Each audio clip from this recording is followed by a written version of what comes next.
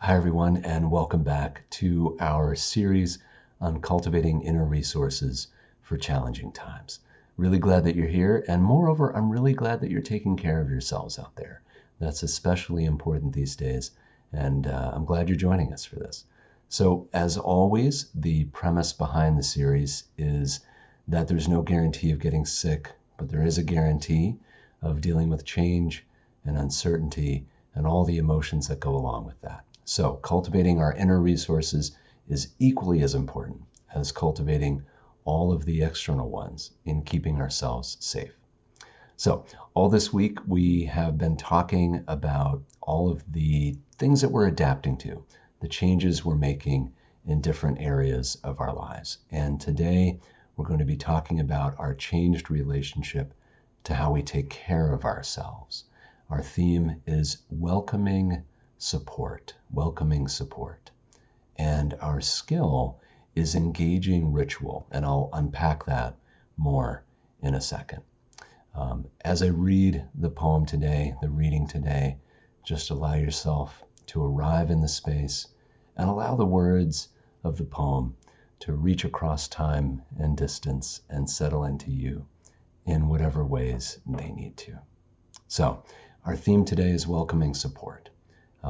We could all use more support these days, and we may feel somewhat lost in how to go about that now that our usual ways of seeking it are unavailable. And the poem that came to mind today is Adnan Onart's Morning Prayer.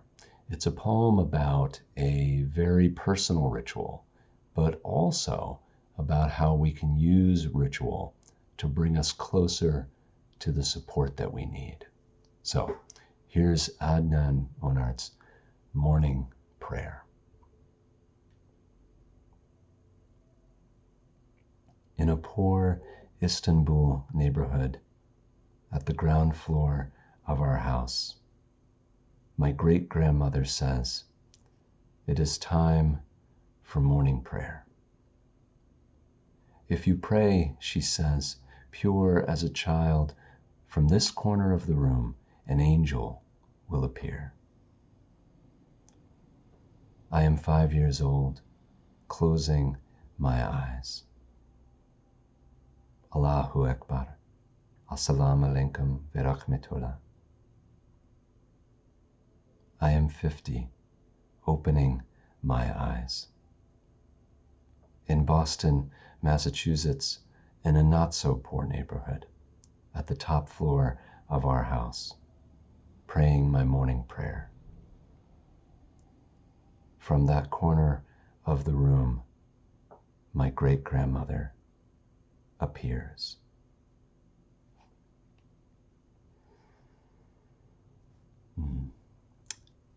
It is unavoidable that this is a poem that involves death, and that this time that we are living in is one in which the threat of illness and the reality of death is all around us.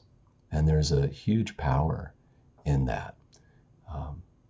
This poem is also about how there are equally, if not more, powerful forces that can provide us support, that we can call upon, as the writer of the poem did, with rituals that were close to his heart, that we can welcome more support in our lives.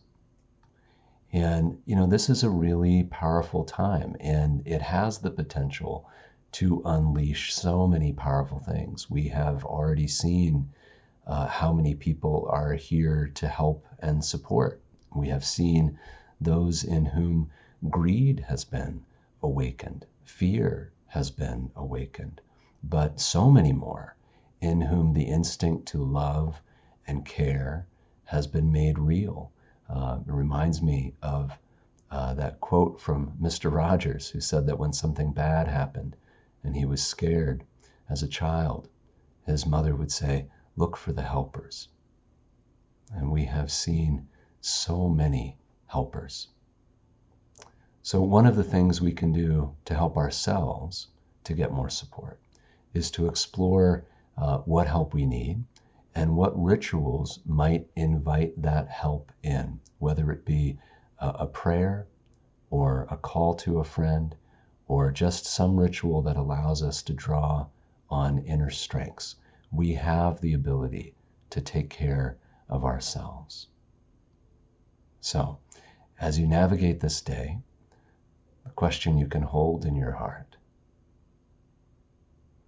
what are the supports you wish to welcome today? What are the supports you wish to welcome today? What are the resources you wish to draw upon that are always already available to you? So, thank you for joining us this week. It's been a pleasure to be with you. I'll look forward to seeing you again. Next week, we will talk about the conversations that we're having, all of the conversations with ourselves, others, and life. And I'll look forward to seeing you then.